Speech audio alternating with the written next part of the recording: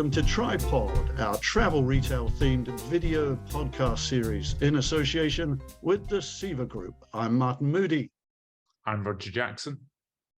Roger, it's been a few weeks since I saw you. I'm currently in the UK, in London. I've been splitting my time between London and Wales, and in between a quick flit to Shanghai and Sanya, all fascinating stuff. And I'm headed back to Hong Kong just after we record today's episode.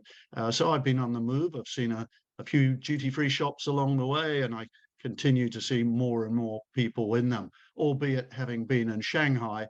I have to say Shanghai Pudong Airport, pretty quiet, still not a lot of Chinese travelers headed abroad compared to 2019 standards.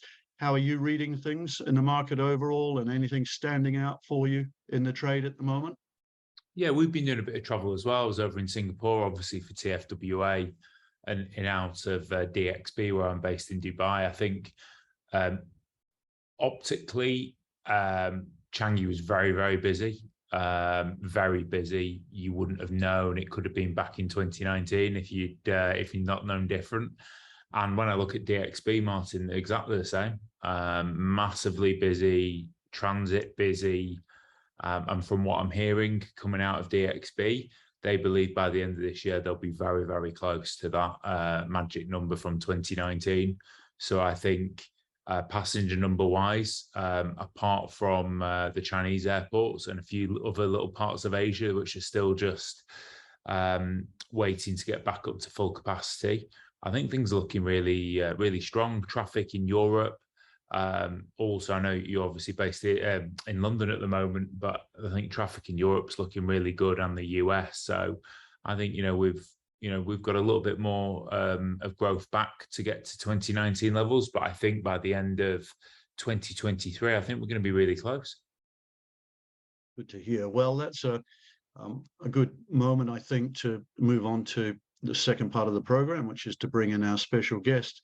Now, Roger, we've had some very interesting women on the program up until now. Some have come into our business, the travel retail business or the drinks business, through pretty conventional routes.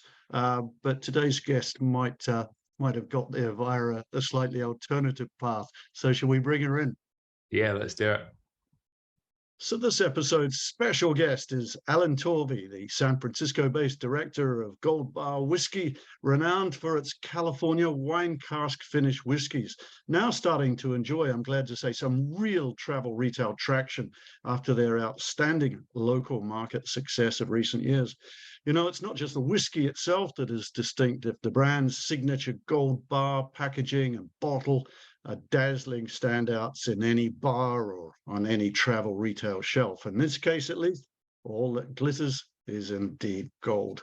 Well, as we'll discover today, Alan's career route into the whiskey business, which he joined, I think, around 7 years ago, was anything but traditional. In fact, her last role was with Canada's premier nuclear science and technology organization, Canadian Nuclear Laboratories. Well, with that kind of energy behind her, I guess Ellen was a natural for the drinks industry. Ellen Torvi, welcome to Tripod.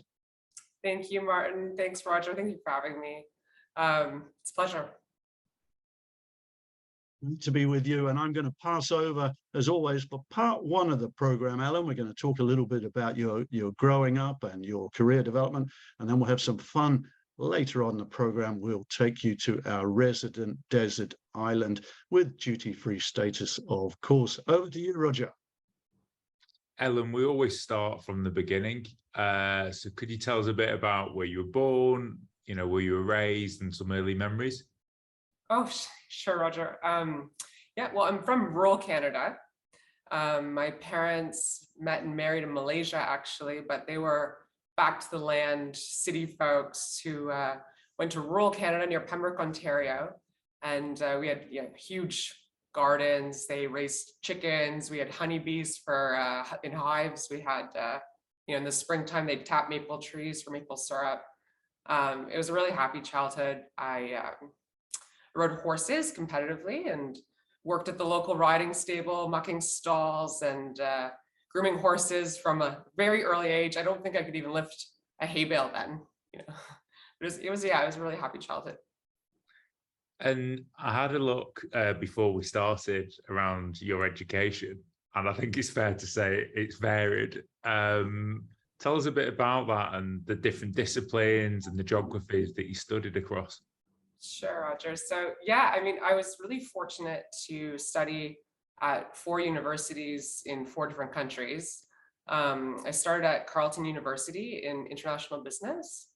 A degree requirement of that program was to study abroad in another country, another language. So I studied in Paris. And then from there, well, I graduated during the Great Recession of 2009. So stayed in school, took a master's degree program at the University of Jyväskylä in central Finland.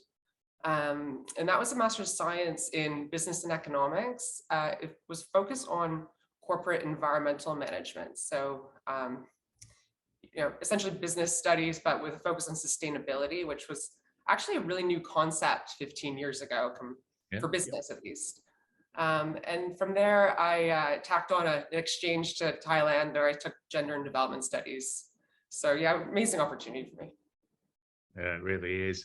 And then I guess when we look at your career, I've got to talk about obviously where you started in nuclear science. Tell us sort of like after your degree, how that all came about and how you ended up at Canadian's Nuclear Laboratories. Sure. So, well, I guess it kicked off. I did my master's thesis research in rural India, looking at clean tech off-grid energy projects and businesses. That was a fabulous experience and great fun, which really landed me my first job, which was with a Canadian solar company. And we were doing solar projects as a business in East Africa, in similar off-grid rural electrification projects. So I was working with and at their 3 East African subsidiaries. So lots of travel back in those days, great fun. And then fast forward a couple of years, you mentioned CNL, the nuclear laboratory. So I was approached by a recruiter, and they were building out their first, at the time, commercial team to take some of that science and tech to new industries, automotive, aerospace, what have you. And they recruited me, selling this opportunity, but also for the chance to work with this new team. And, they have a really interesting background. Like, for example, the man you would be working for has, worked around the world. He's studied abroad. He lived in China. He speaks some Mandarin. And so I accept the position, and sure enough, I start working for Elliot Gillespie, the current president of Gold Bar Spirits Company. Well, I'll pass over to Martin at this point, because this is where the story gets a bit more interesting. As I said earlier, Ellen, it wasn't a conventional route into the spirits industry, but into the spirits industry you did indeed arrive. And I think that was around early 2016. 3 years on or so after the founding of Gold Bar.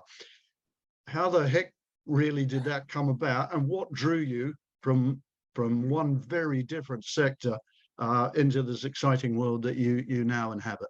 Right. So yeah. So I mentioned I was working for Elliot Gillespie at CNL, and great team. And out of the blue one day, when he has a young baby at home, he resigns, and I'm devastated. We're a team. Where are you going? And he says, "No, don't worry. Can we meet in a couple of days? I've got something I want to show you." And so I meet him for dinner a couple of days later, and he has different blends in wine bottles and some components and 6 trade shows booked around the world in the next 6 months. And he says, I've been working on this in the background. I've been raising whiskey assets, registering trademarks and patents and so forth, working on this packaging. And I'm ready to launch, and I want to do this now. Will you join me? So sure enough, I quit my job the very next day, my good government job, and we hit the road, and we launched Gold Bar, and I was the first employee. Wow, what a story. What a great story. And you may have been the first employee, but we now know that Gold Bar has really flourished. I talked about its quality of its whiskies, which I've read a lot about. I haven't tasted it yet, but I'm going to fix that before very long. But they're created, of course, by master blender Monty Paulson, who has a very rich story in his own right as a winemaker and now as a whiskey maker.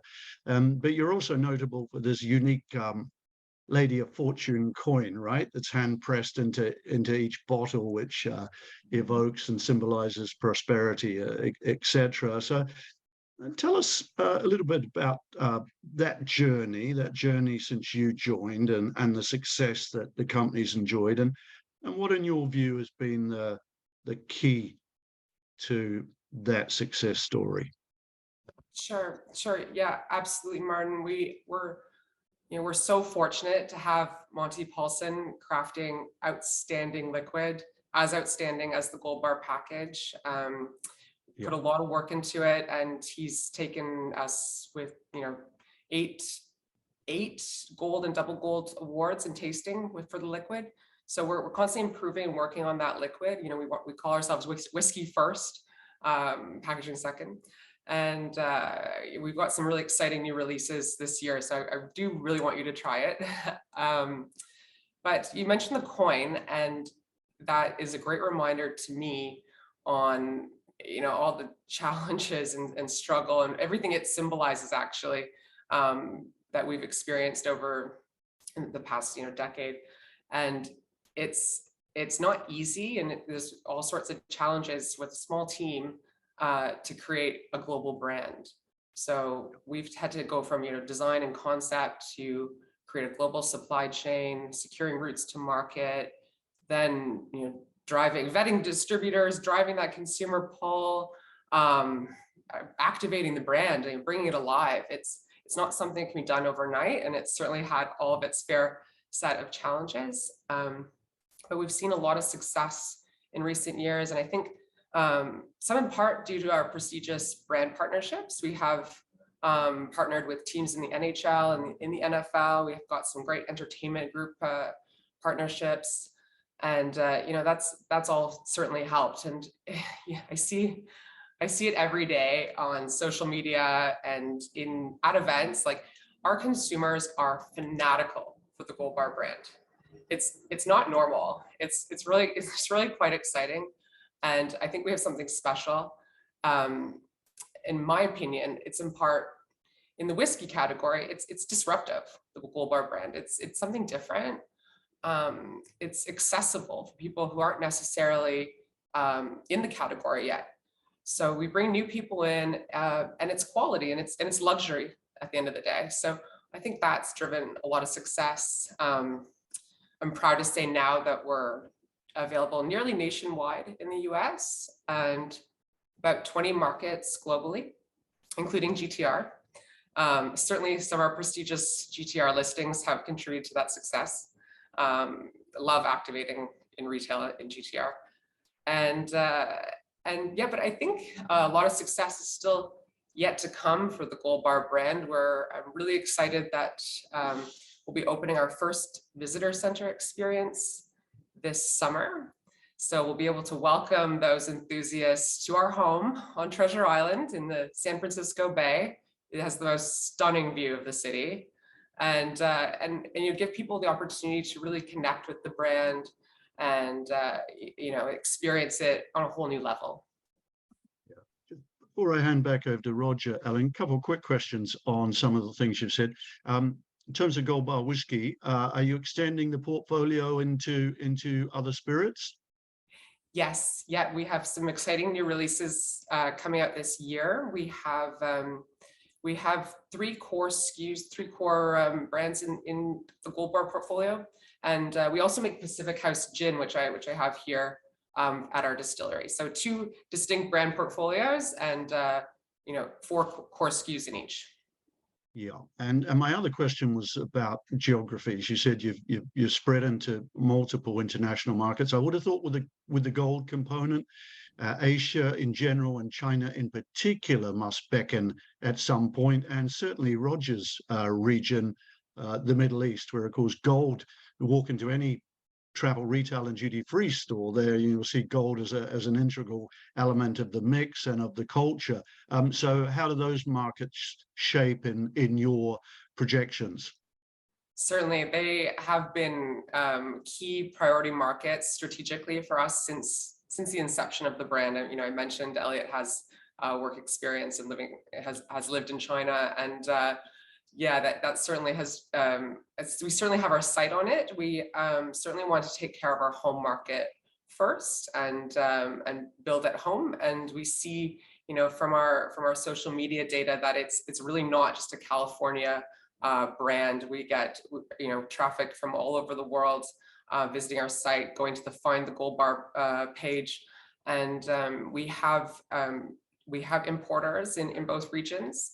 And it's been a bit uneven since the pandemic past years, but since TFWA in 6 weeks ago when I met with Roger, it's picking right back up again. I'm really excited for these key regions.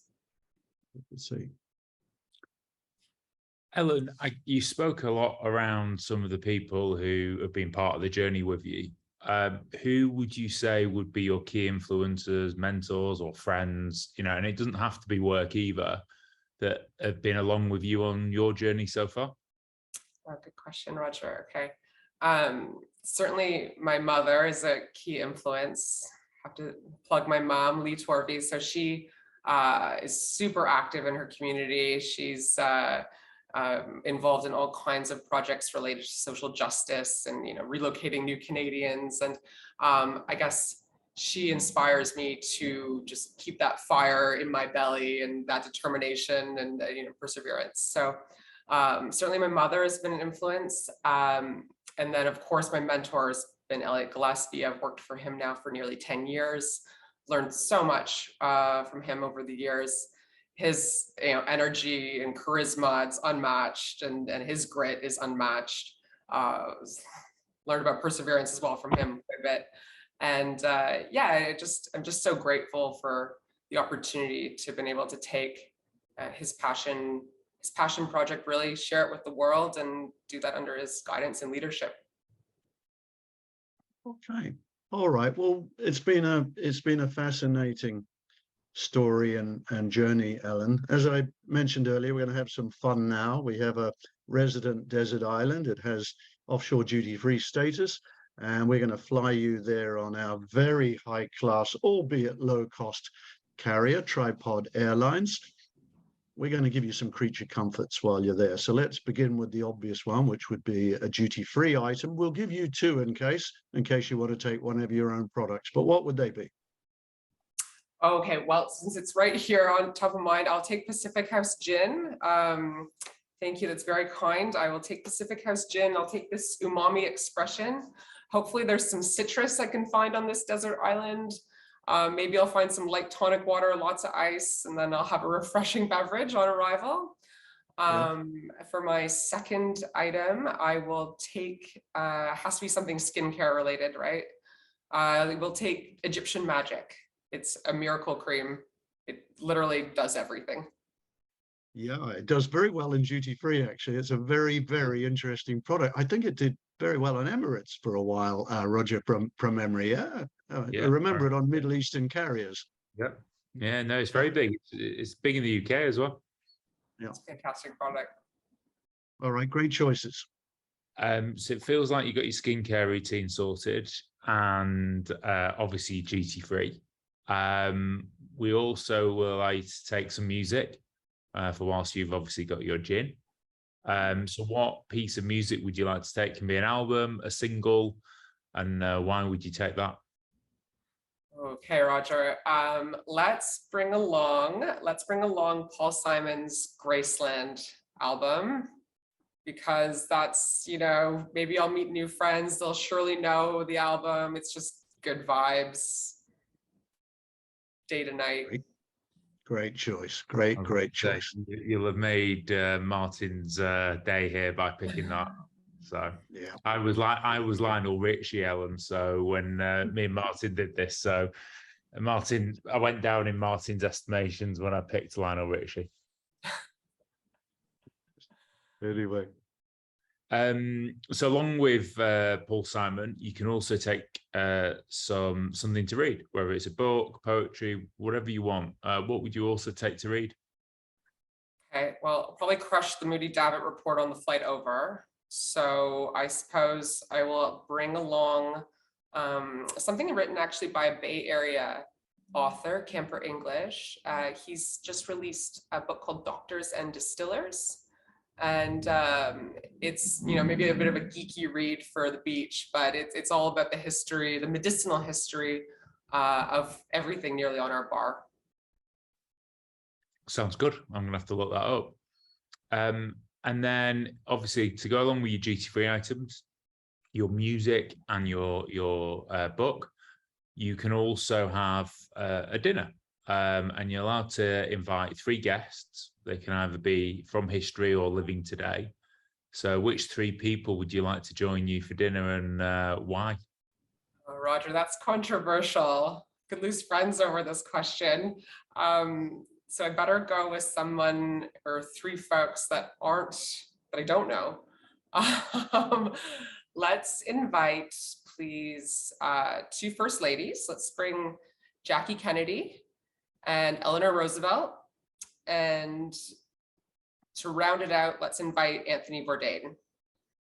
I think that would be a pretty interesting dinner party. They're all, public figures, fascinating careers, bon vivants a little bit. I'm sure Anthony could whip us up something delicious.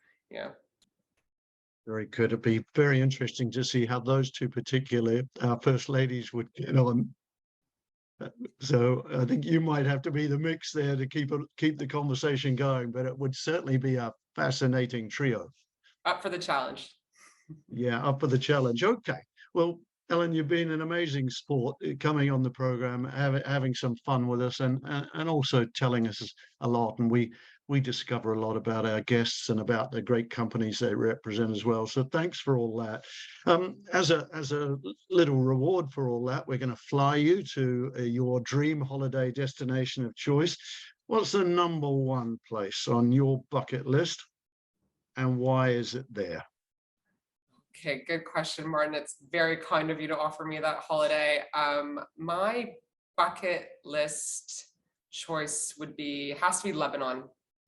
I will let you fly me to Beirut so I can ski in the morning, swim in the afternoon, and gorgeous food in the evening. Yeah. Gorgeous food, gorgeous wine, gorgeous people.